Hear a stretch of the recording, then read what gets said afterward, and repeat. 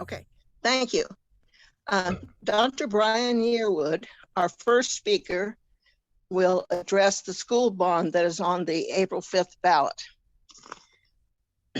Dr. Yearwood is the superintendent of Columbia Public Schools. His 30-year career has been focused on understanding how scholars learn and providing opportunities through an educational framework that meets the needs of scholars and staff. He is originally from Trinidad and Tobago. Dr. Yearwood attended New Mexico Military Institute in Roswell, New Mexico on a tennis scholarship. He also received a tennis scholarship at Texas Tech in Lubbock, Texas, where he earned a Bachelor of Science, a Master's of Educational Administration, and a doctorate in educational leadership.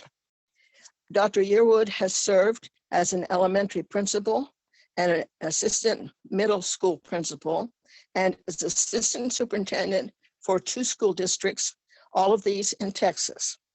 He is married to Tina and has 2 children. Welcome, Dr. Yearwood.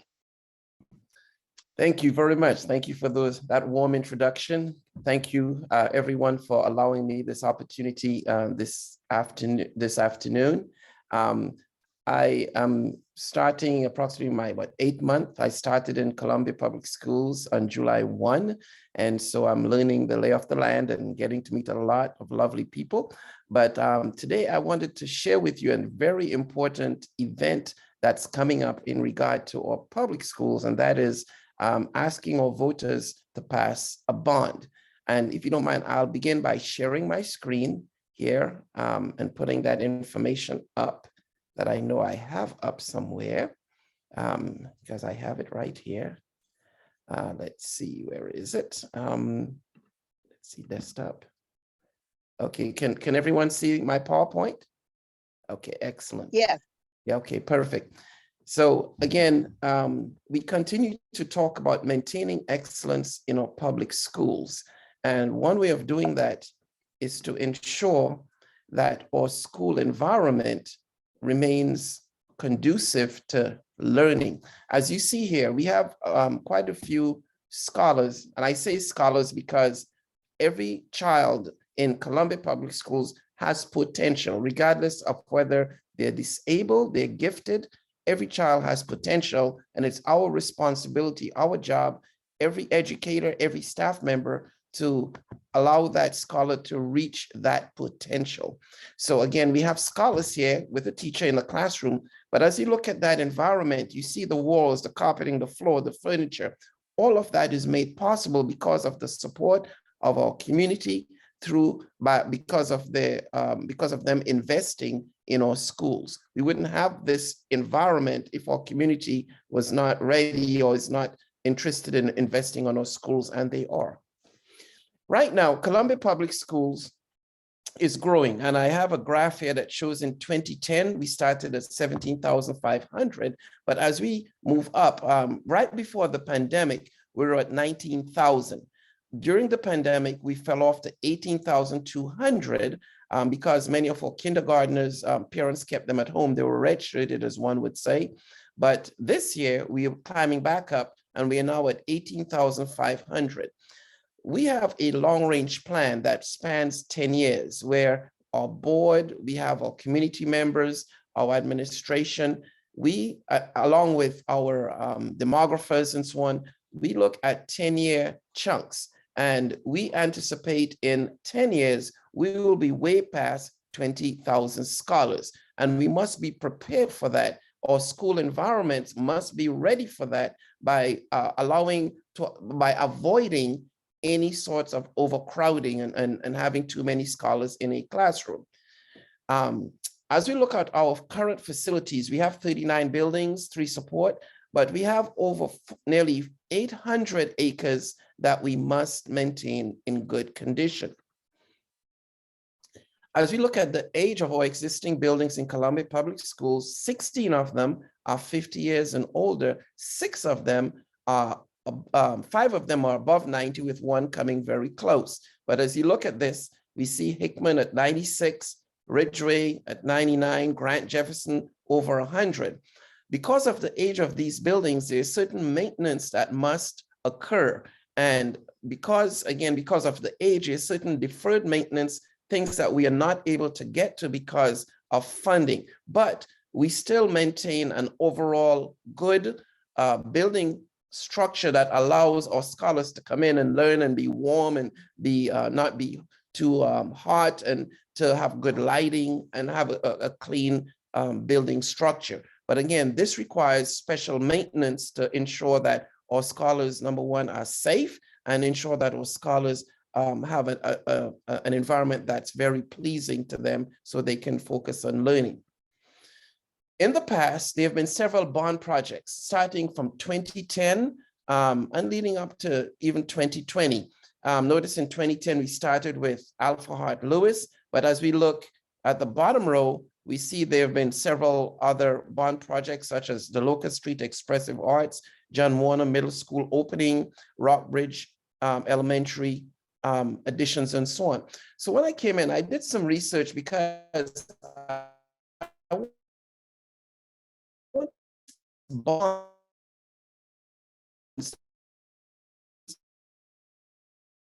that happened. And I always ask two important questions. One, did we do when that's not, and not research? Yes. We project in time and came in either at or below cost. So again, I was very pleased to promote our next bond. In addition to that, we have trailers that we must get rid of. Trailers become very dilapidated. They're used for classrooms. They're not safe. They're found behind buildings. They're not attached. A lot of times our scholars have to walk through the rain, snow to get to them. And they tend to host a lot of insects, rodents, and things. We start it up.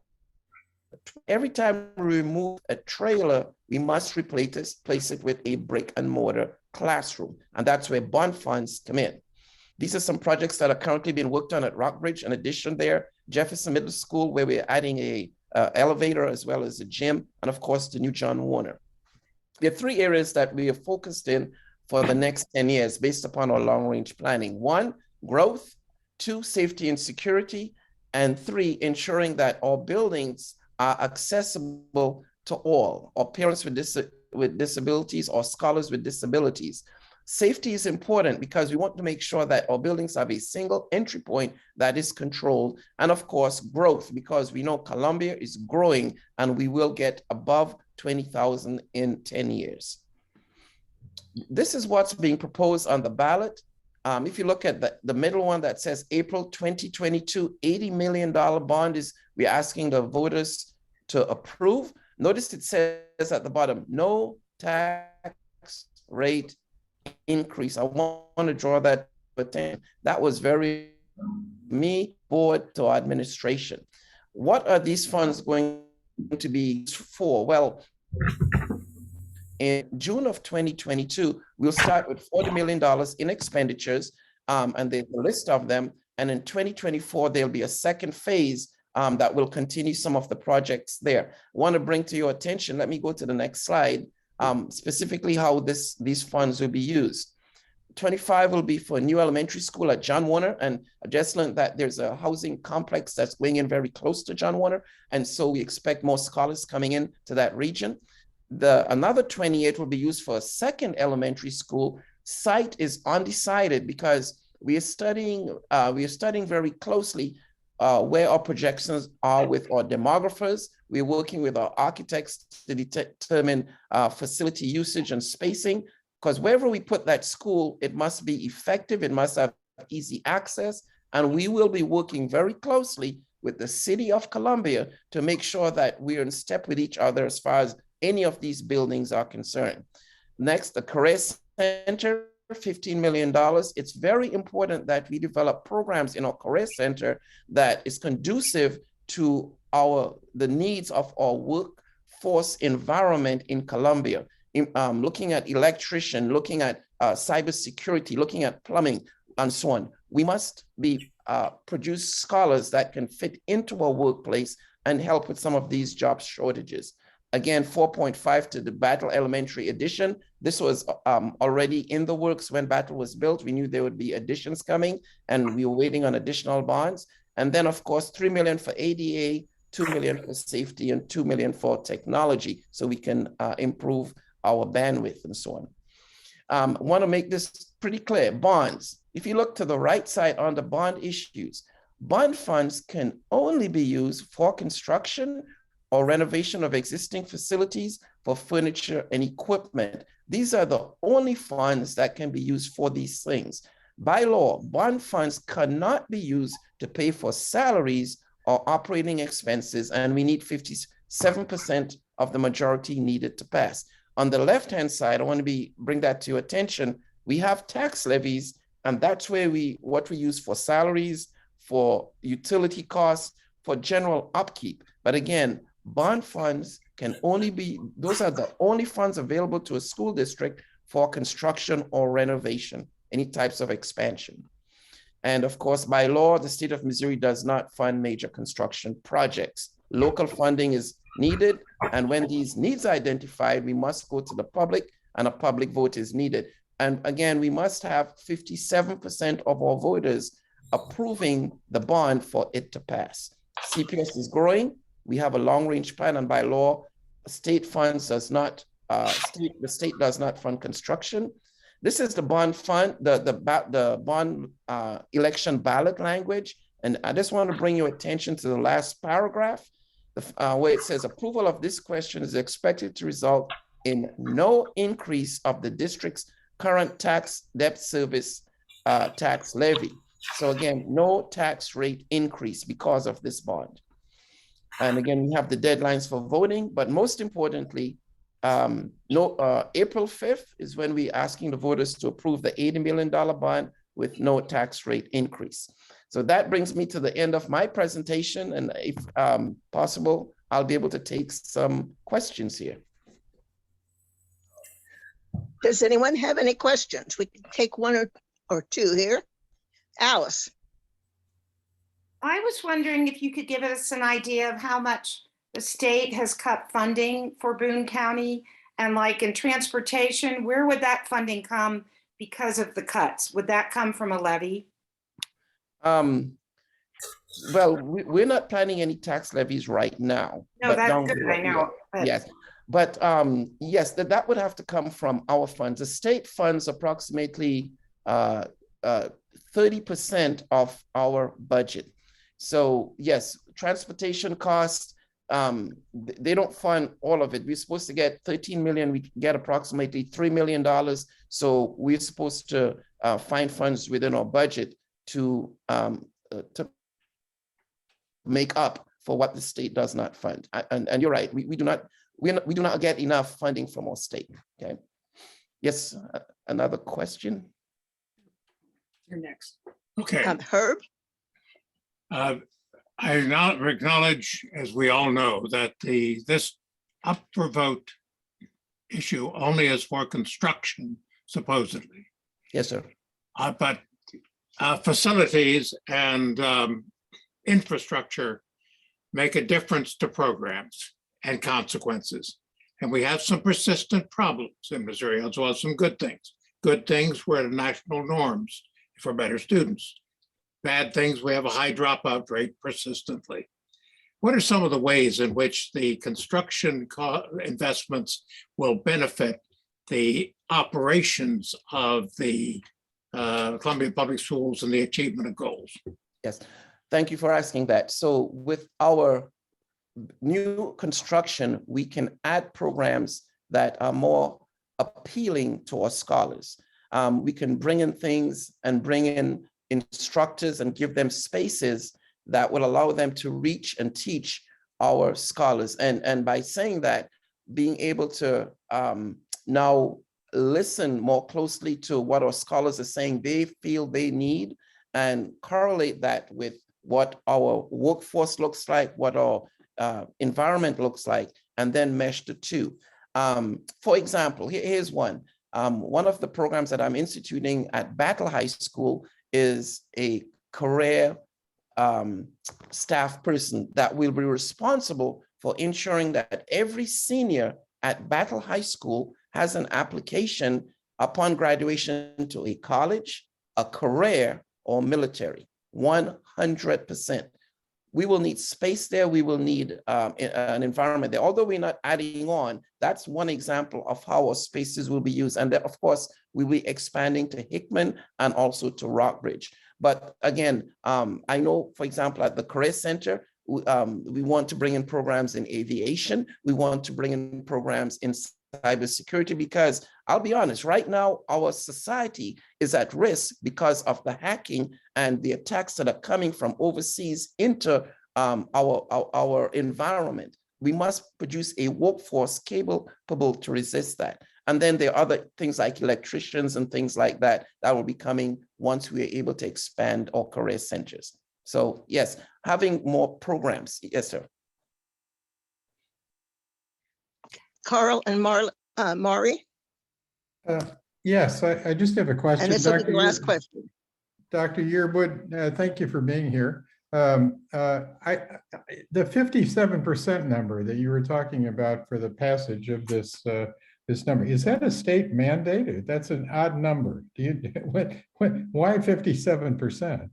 Yes, that was the number that I was told that apparently, I'm not sure if it was state. Let me go to it again. If it was state or but I'm gonna go back to it here on the button.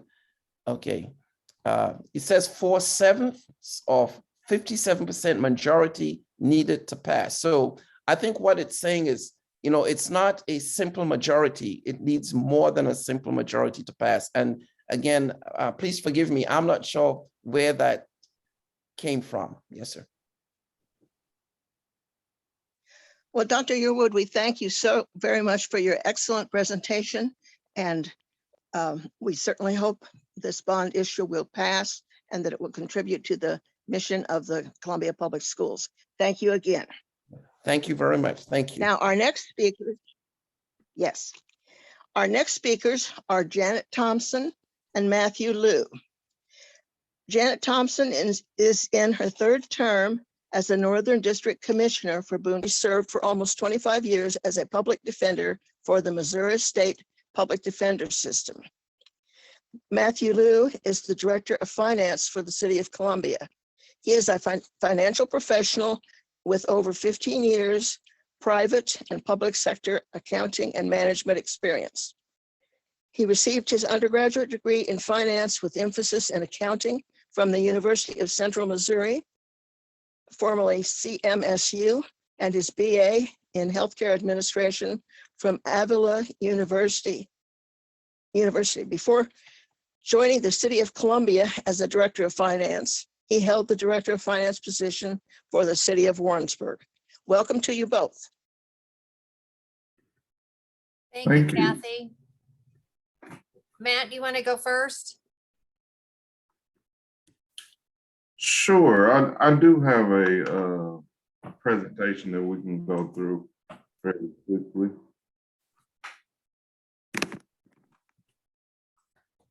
And folks, the reason we sort of tag team on this is because the issues are very similar for Boone County and the City of Columbia.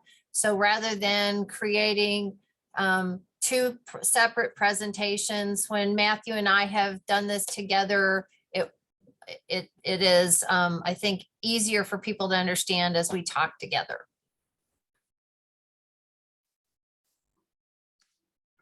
So Janet, whenever you want to jump in, Okay. say something, just go for it.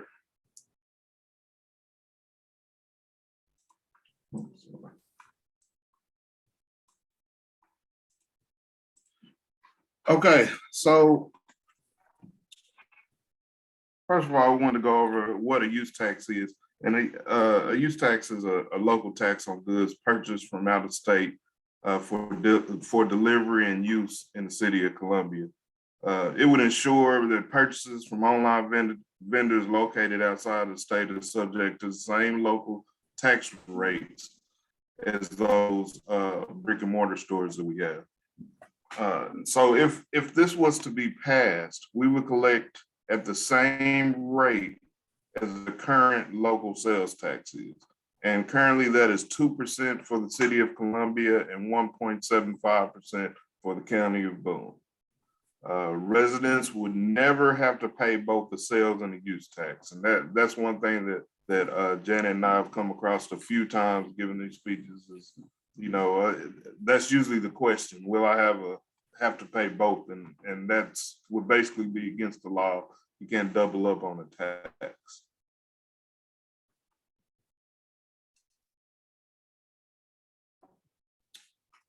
So why is it important? So I'll explain sort of why it's important to the city, and then maybe Janet can talk about why it's important to the county.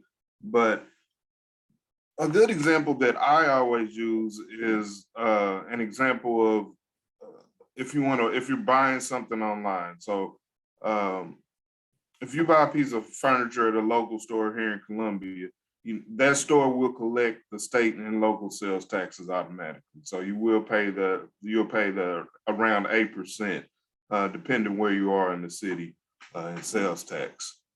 But if you purchase that same piece of furniture online, a vendor located outside of Missouri, that vendor would not collect those same local sales taxes. However, they would still use the city resources, like, for example, the trucks you drive on to deliver the furniture to your house. Those are paid for by your local sales tax, and they would have no skin in the game there. And then another example is if you order something small and it was delivered to your house, and then that package or whatever it was stolen, the police would come and investigate that package being stolen, and that also comes from your local sales tax.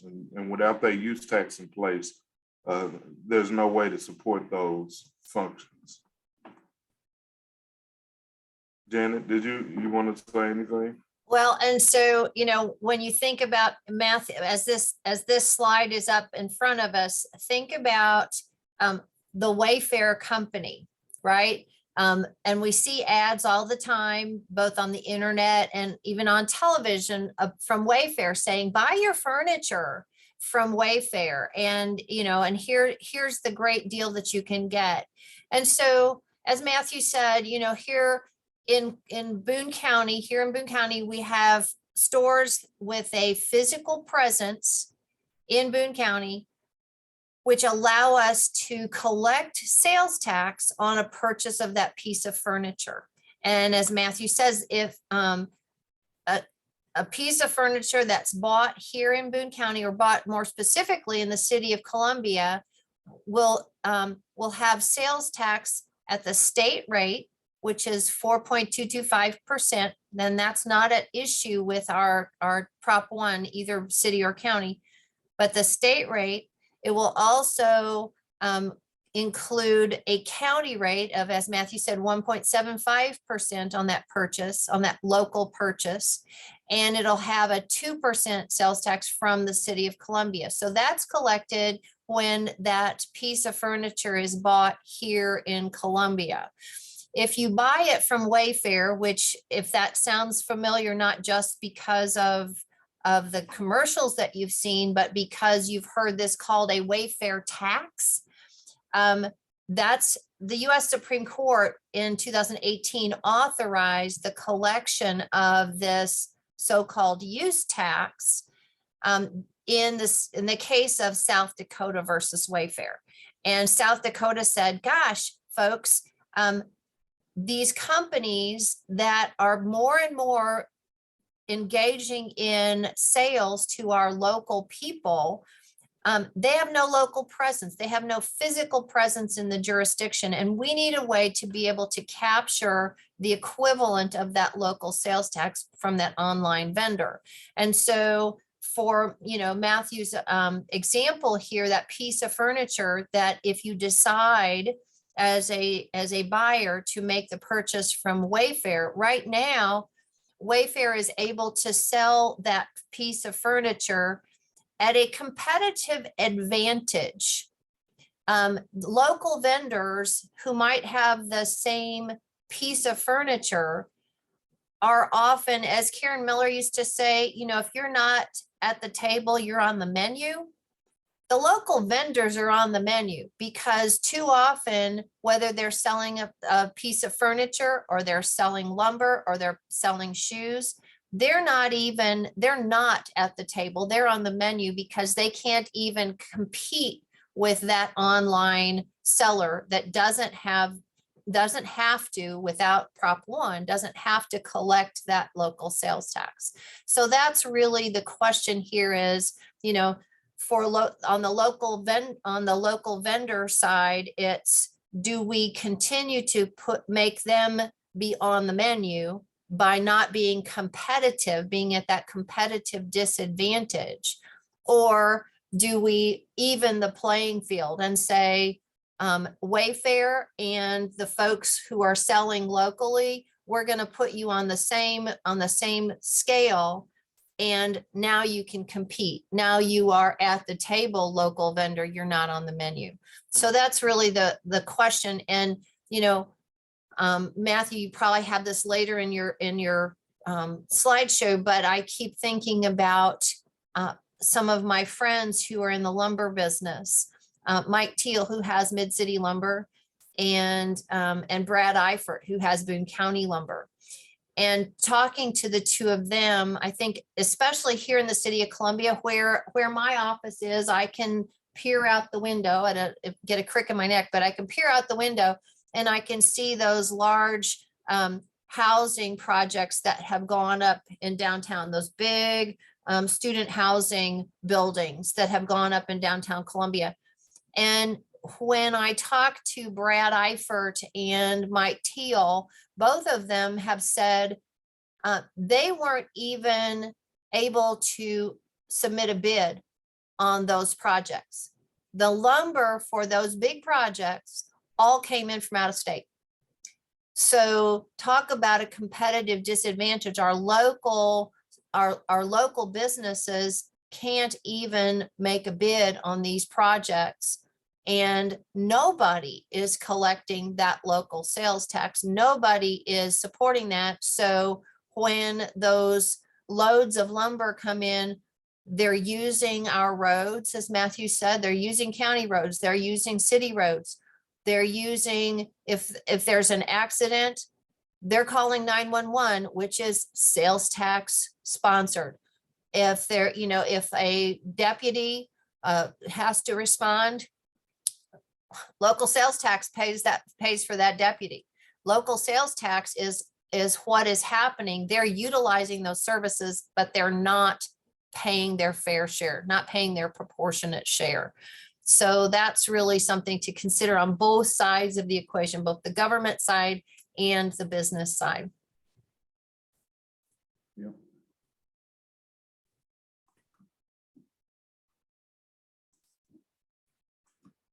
So what does this mean for the city of Columbia and for the county of Boone? The presence of online shopping today, we're looking at around a $30 million loss over the last 5 years for the city. Nationwide online sales have rose about 30%. That was as of 2020, but they now represent more than 15% of total retail sales in the country. So more people shopping online, and it's growing every year. So as a result of this, a local use tax, without that local use tax in place, the city's missed out on approximately 30 million, as I've said. We are estimating that about 5.6 million will be generated for the city's use tax portion, and that's basically calculated off of a 10% of the current sales tax.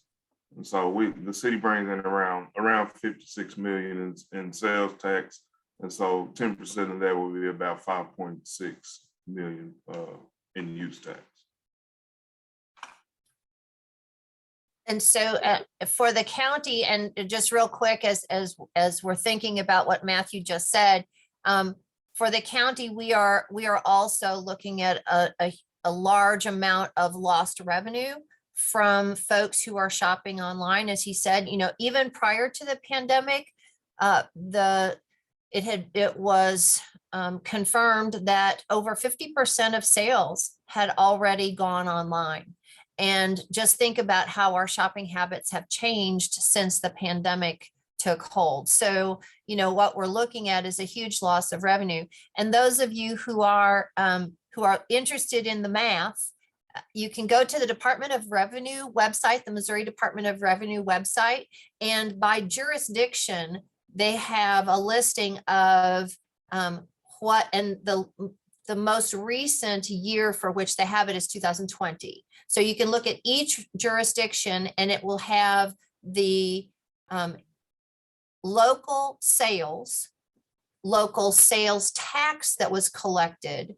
And then for those jurisdictions that don't have a use tax in place, so that they're having to look at it and figure out what's going on, they say, here's the number that we believe has been low or online sales for that jurisdiction, and then the estimate of lost revenue. And so that's something that's very interesting. It has numbers for every jurisdiction within the state. So I encourage you to go to Department of Revenue website to look at that. That'll be helpful, I think.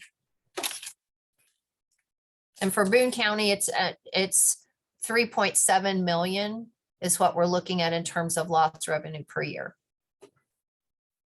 Thank you, Matthew.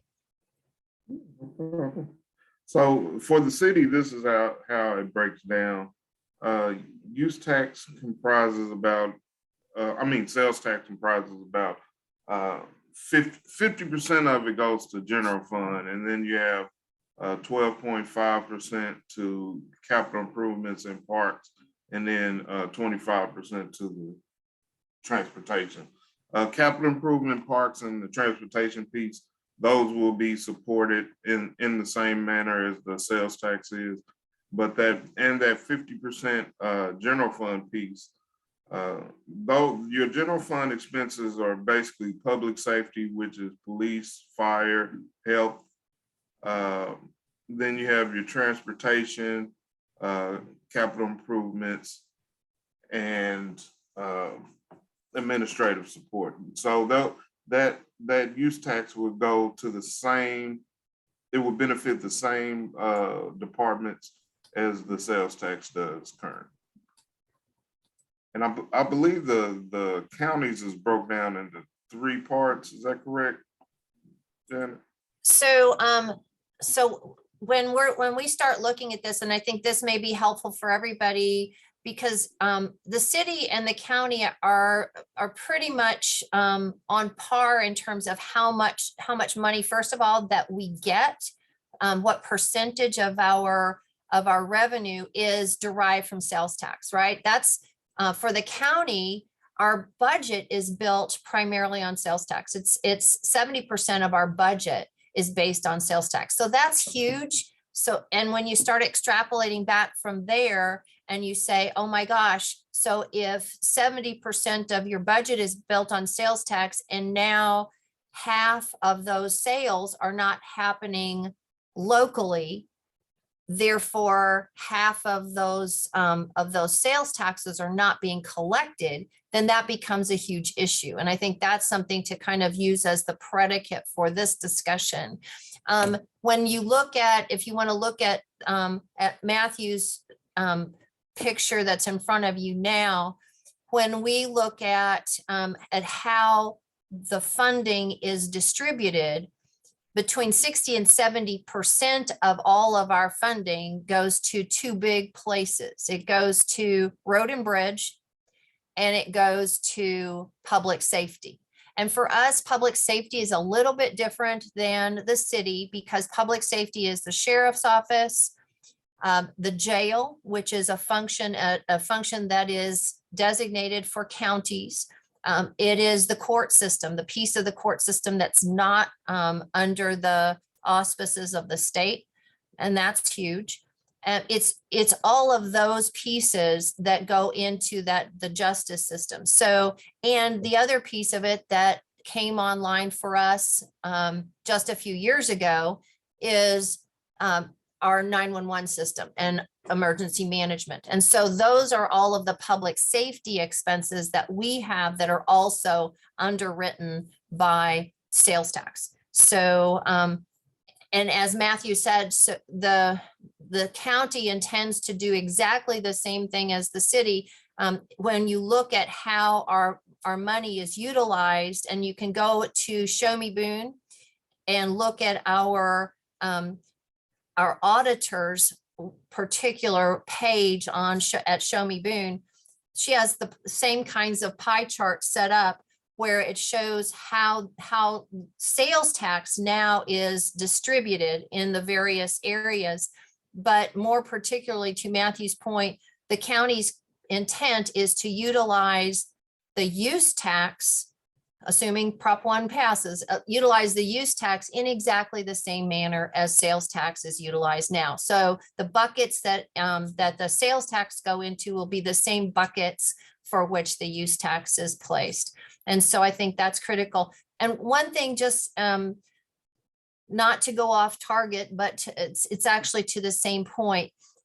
Some of you may have read Jay Hashhider's piece in the Missourian, I think it was 2 days ago. And in that, Jay said, oh my gosh, and he was talking about regulations and the county's use of regulations in some areas. And he said, since the county has not put on its county website how the money from Prop 1 will be used, you should infer that the county doesn't need any additional revenues. And I have already responded to the Missourian because I think that's not only misleading, it's disingenuous.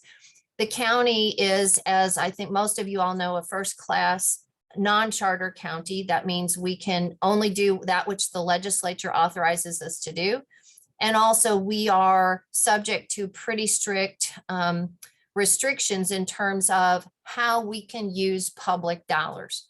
And our county councilor has advised, and we have adhered to his advice, that putting the information about Prop 1 on our county website would potentially be viewed as utilizing county or public resources for political purposes. We can't, we can't as a county use public resources to promote a candidate, promote an issue. Because of that, our county councilor has said, don't put it on the website. We have not. And so the key for this is that we have a website, and we have been encouraging folks to look at it. It's booneforprop1.com. And there is all of the information that is needed for how this money would be spent. So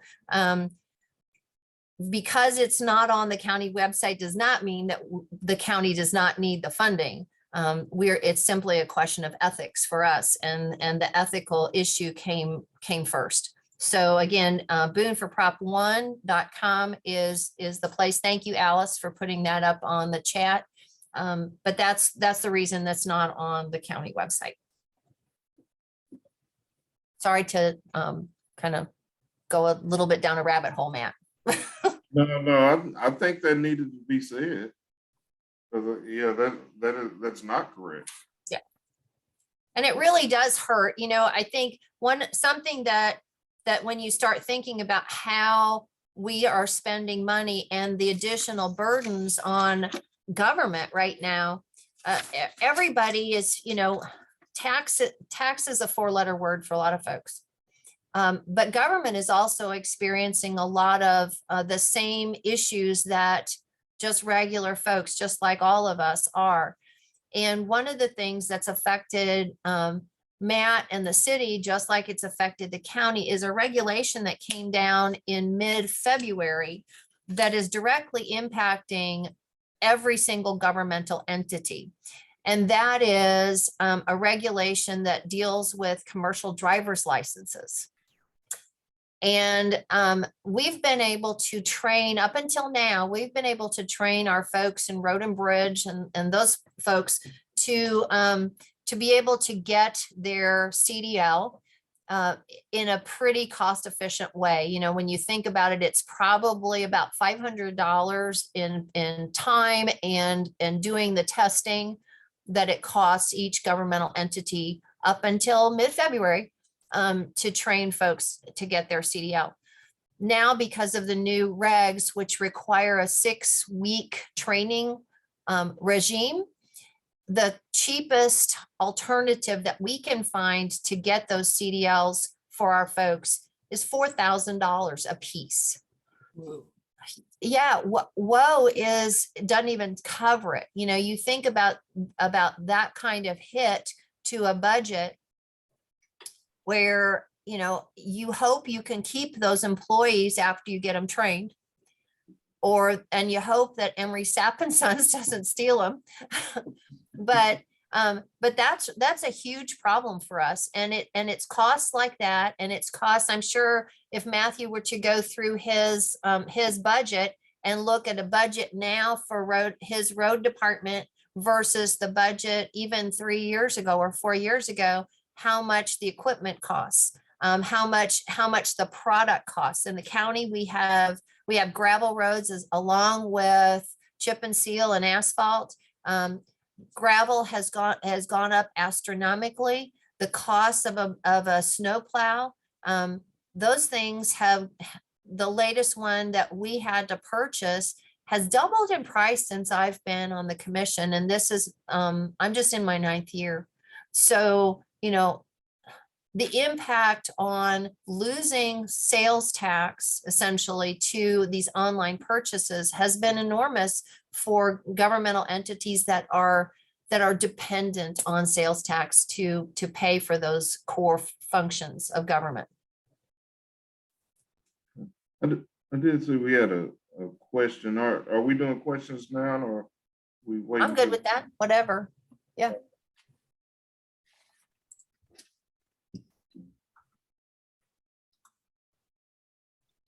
Thanks. Do we want to stop the screen share, or do we need anything else with this? We can, I did want, well, let me go over this one thing. Yeah, do one more thing. So the other cities that have this use tax, there are more than 220 Missouri cities that have a use tax in place now.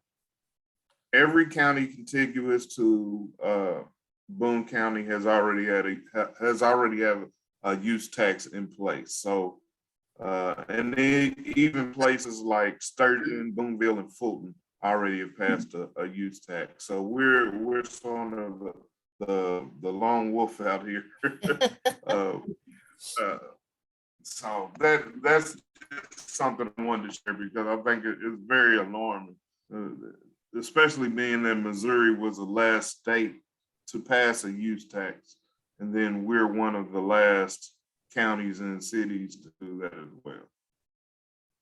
Yeah, I was up in Harrisburg just a couple of weeks ago talking to a group, and one of the people said, well, you know, why hasn't this been done here?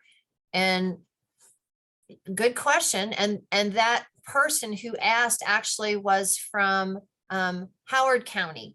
And I said, well, you all did that a while ago. So, you know, you all have already been smart and got it done, but we're just trying to catch up here and get our businesses on that level playing field and help our governments pay for those costs as they keep rising. So yeah, you know, it's not, I mean, to Matthew's starting point, this is not a new tax in the sense that it is a use tax simply closes the loop. You know, when you think back to where this courts initially had authorized sales tax because they said the sellers had a physical presence in a jurisdiction. The way we made purchases has changed so dramatically since the courts addressed that at the get-go, right? now we have the way we make our purchases has changed. We are doing it more online. There are more companies that are doing business that don't have a physical presence in a jurisdiction. And so that was part of the Wayfair decisions recognition of, gosh, yes, the law needs to catch up with reality. And so we hope that because the state has now made it a bit simpler for people to do it. One of the folks on the call actually emailed me earlier today and said, you know, how is it collected? Because before now, we've supposed to have been actually reporting our purchases that we make online, but under under Prop 1, it's not going to be any buyer's responsibility to either report it or figure it or whatever. What's happening is the Department of Revenue has been tasked by the Missouri legislature to create the database so that Matt lives in the city of Columbia. And when he makes that purchase online, the seller will look at his address just like, essentially just like Brianna does when she creates a ballot and says, with that address, I know that he lives in the state of Missouri, the county of Boone, and the city of Columbia. And that's the tax rate. Those three taxes will be assessed on that purchase because the point of sale on one of these online purchases is deemed the buyer's address. So it will be taxed at the rate where the buyer is. And the seller is obligated to collect it and then remit it to the state of Missouri, which will then send the sales tax down to the various entities. So it's very simple for all of us who are buyers. And what happens at Muleskinners stays at Muleskinners. How many people have shopped online? Yeah, you can raise your hands. It's okay. Yeah, we all have, right? We all have. Bill Clark says he never has, and that may be true. He's the one person in Boone County that's never done it. But right, but everybody else, we do it. So it's time to recognize that and then be able to meet the challenges that it will present. We do have questions. I didn't see the order in which you raised your hand, so I'll just start with Herb, then Alice, then David Mallory. First, let me say at the outset, I strongly support both the city and county use tax and urge all of us to vote for it. However, I'd want to give you a chance to address what might confuse some people in the presentation. The definition of use tax referred to, I believe you used the word either product or goods emanating from outside the state. Later on, mentioning the use tax propositions on the ballot, you mentioned that this tax would be authorized for goods and services. I believe that is what's in the official proposition. Could you clarify the apparently out of sync language?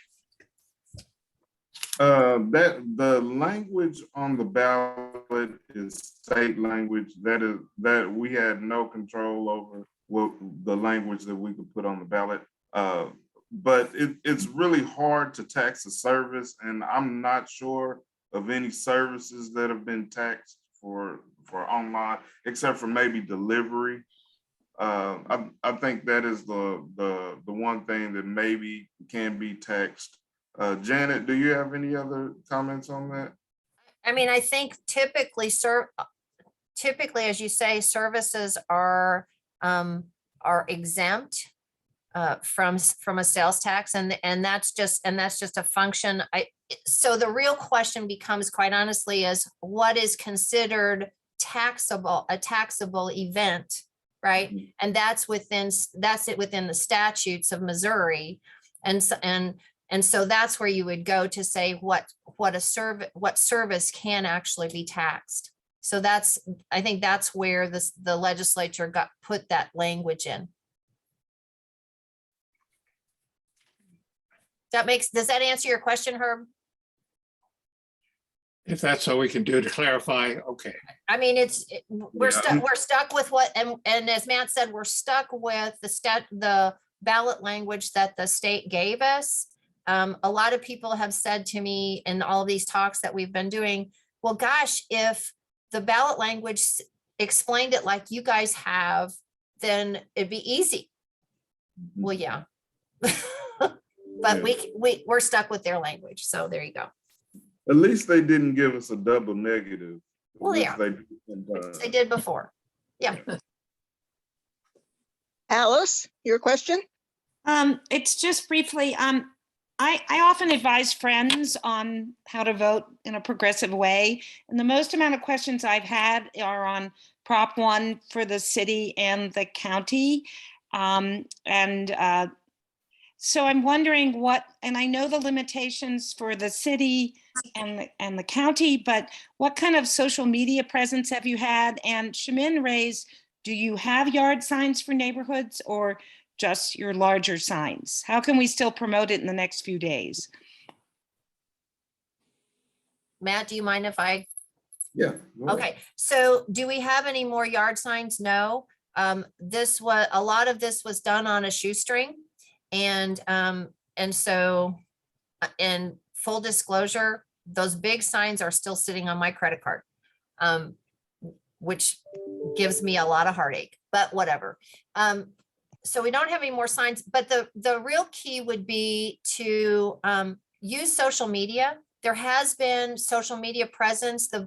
This is the first time that actually for this effort, because I think all of us probably remember the last time that we tried to get this passed and it failed. It failed by a cat's whisker in the city of Columbia, but it failed. But at that point, that last time we tried this, for whatever reason, the Chamber of Commerce was not supportive or didn't come out and promoted it. Chamber is behind it this time. The Board of Realtors are behind it. Everybody has recognized how important this is for our brick and mortar businesses. And they are really stepping up to the plate and saying, this has to happen for the economic health of this community. And so they have been doing, the Board of Realtors particularly has been doing some work online through Facebook and that kind of stuff. Through these next few days, if you listen to Cumulus stations, we have, I think they said, Matt, do you remember, it was 400 and some odd radio spots that will be aired on the Cumulus stations until the election. So those things are happening, but the more you all can spread the word, the more helpful it is. And, and to your point, Alice, one of the things that I think has confused people is they'll see on their ballot, if they live in the city of Columbia, and if they keep reading, they'll see Prop 1 at the top and then Prop 1 at the bottom. So I always tell people, and we can try it here, everybody who lives in the city of Columbia, please raise your hand. And I'm going to ask you to keep it up. Okay, if you live in the city of Columbia, raise your hand. If you live in the county of Boone, raise your other hand. Okay, so if you've raised your hand twice, that means you're voting twice on Prop 1, right? So remember, yes, vote twice. So that's really critical because, Matt's become a really good friend over these last few weeks. And I don't want to see him crying. He doesn't want to see me crying if somebody only circles in one of those little ovals. Because it's critically important, if something happens here in Columbia, I want the services in Columbia to be able to continue. I want them to be able to pay for law enforcement. I want them to be able to pay for their roads. I want them to be able to pay for those services that I depend on as a citizen. So again, yes, vote twice. Yeah, and kind of to talk about the social media part, the city, so only elected officials are able to do a vote yes campaign. And so the city has put together just informational things, and they are blasted on Facebook. I believe they've been doing that for about a month now. So all of that, the informational things, the facts about what the vote is are on Facebook, and I believe Twitter as well. Well, and maybe there's a way, and I am so non-technological. I mean, you guys know that. If there's a way to take what the city is doing and then push that to the people that are your followers on Facebook or on Twitter or whatever, that's really key to get the message out to more people, because the more people that hear it and understand it, the more they're going to be able to say, yeah, that's important and I should vote yes, and vote yes twice. David Mallory. Yes, thank you both of you for being here. Got a couple of questions, and they may have already been covered and I just missed it. But the first one is, I live in Columbia. I voted both. I've already voted for absentee, voted yes on both of these. But what I'm wondering, since I live in the city of Columbia, did Matthew say earlier I'll only be charged one if I make an online purchase, or since I also live in the county, am I going to be charged both of those? No, you'll be charged both of the taxes. The same, it's exactly like a sales tax at a store. You'll be charged the state, the county, and then the municipality. And then in some cases, you'll have a transportation district or a TIF that you would need to pay a tax on as well. But most people don't live in a TDD, right? yeah. There may be a family of mice that live in the TDD out at Conley, and if they made their purchase, that'd be one thing. But those things are typically just commercial, so that's not going to be something that's going to impact anybody. It's just think about it. And some of you, I think a lot of you all know that I'm a chocolate freak. And so for this purpose, it helped me to feed my chocolate habit. But I bought a Heath bar at a break time store in the city of Columbia, a break time store in unincorporated Boone County, and one in Ashland, because Ashland also has this on the ballot. And so each of those candy bars had the same base price, $1.59. And when I looked at the receipts, the taxes on each one of those purchases were different. And they were different because unincorporated Boone County just had the state and the county sales tax, right? And so if I lived at that break time, or I live in unincorporated Boone County, so my tax rate for Prop 1 will be county and state. Those of you who live in the city, for Prop 1, it'll be just like you bought that Heath bar in the city of Columbia. State at 4.225%, county 1.75%, city at 2.0%, right? So if you think of it that way, it's always, the layers, and the state tax is something we can't, it's not a subject of Prop 1. We don't have anything to do with that. Thank you. That was what I understood, but wanted to make sure. The other question I had was on that last slide y'all had up. It looked to me like things in the general fund were some of the same things in the overall use tax breakdown. Like parks was one of my jotted down. So that means we get 7% from the general fund goes to parks, plus the 12.5 of the overall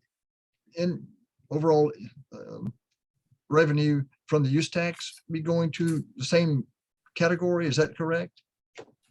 That the parks issue is a little different, because the parks part that is supported by the general fund was basically put in effect as a part of the vote for the parks sales tax, in which it was said that we would not drop the amount that we're currently sending to parks and it's mostly administrative. So that's what that piece is. That piece would will completely depend on the city council. So I'll put Councilperson Scala on the spot there. If that would be increased, and I wouldn't guess that it would. I would think that that percentage that's going from the general fund to parks would stay the same, and this would not increase that portion. I wouldn't vote for it. There you have it. The voice of wisdom. Okay. David Luthold, I believe you're next. And my question is, have other local governments been able to adopt the use tax without a public vote? And if so, how? And those cases which have held votes, about what proportion of them have passed in Missouri? So because of what's called the Hancock Amendment, anything that looks like a tax or that the state perceives as a tax, it doesn't even have to look like a tax. If they think it is, you have to go for a vote of the people. And so all of these have been approved by constituents at some point from whatever area they're in, even though some have had it for a very long time. Like Warrensburg, where I came from, we had a use tax in place since '93. So, but I'm not sure about the percentage of voters and how it's been voted on. I don't know, Janet, do you? So I know that there have been jurisdictions in which it has failed each time. And it really is a question, I think, as some of the comments have alluded to, it's a question of education of voters, right? For instance, even here in Boone County, Centralia has put it on the ballot 3 times, and each time it's gotten closer as they've educated more voters. But in Missouri, you know, the vast majority of the 114 counties actually have a use tax. I was at a county commissioner meeting for the West Central District the other day, and we are not only the last of the contiguous counties here in central Missouri to try to get this thing passed, but for West Central, we're the only one that hasn't gotten it passed. And you know, it shouldn't be partisan, but somehow it becomes that way. But very red counties have passed this and are always really excited. You know, when Boone County, we always go around the room and say how our tax returns are coming, how we're doing on sales tax. And everybody else in the room talks about how their use tax has done. They'll talk sales tax and they'll say it's up or down. Then they'll talk use tax. And Dan and Justin and I all looked at each other and just our mouths fell open. Somebody said the use tax had increased in one county by 122%. And I thought, oh, dear Lord. And these are counties that, you know, you'd never think were progressive, but they said, you know, this is how we need to fund those core functions of government.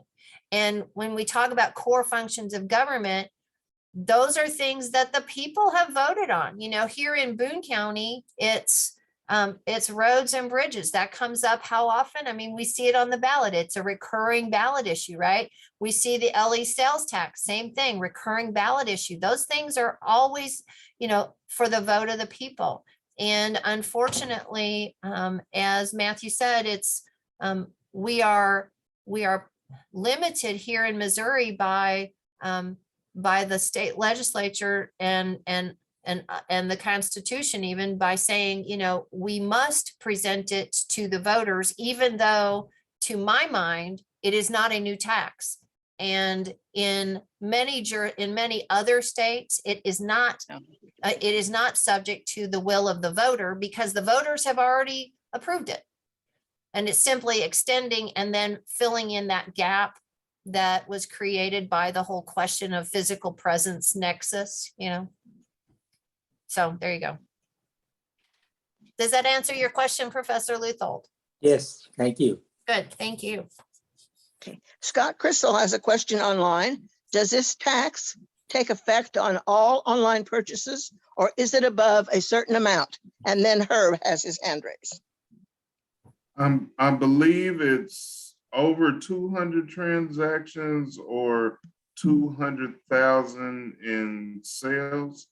I believe that qualifies you for paying the use tax. Yeah, and so the legislature, when they were looking at this, they specifically exempted essentially the mom and pop shops that are, selling crocheted stuff on Etsy.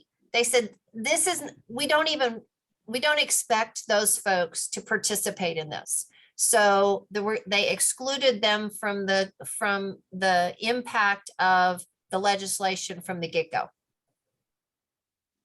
Those figures are not for the buyer, right? They're for the seller. Yes, ma'am. They're for this, it's the seller. It's all on the seller. Yeah. So when we continue to shop online, when we make those decisions to shop online, the seller is going, if it's the Amazon or for me, the Wolfermans of the world, Wolfermans is going to be, exactly. I see Mari's face, right?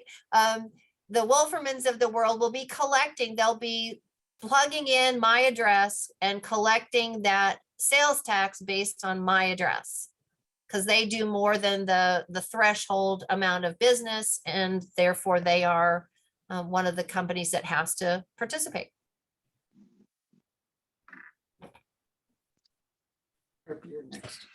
Janet, did I hear you say that at this moment you are significantly out of pocket personally for Yes, sir. expenses associated with this campaign? Yes, sir. If so, is there a way that citizens of goodwill can contribute to the organization backing this, or otherwise help keep you solvent and out of bankruptcy court? I hope that that money, there's supposedly money that's coming in that will make me whole. And that was not done as a to say, gosh, we need money. But it's essentially the why we don't also have small signs. Because I was like, okay, no, horses have to eat. So it's all good, but that's why we need more help from everybody on this call. We need your help to continue to talk when two or more are gathered together. We need your help to be able to spread the word, to say, this is why it's important. It's important to government and it's important to local businesses. And, and just think, a lot of people seem to understand that if you're not at the table, you're on the menu. That's where our local businesses are right now. They're on the menu. So thank you, Herb, for the thought. I appreciate it. Janet, I'll contribute part of my stipend.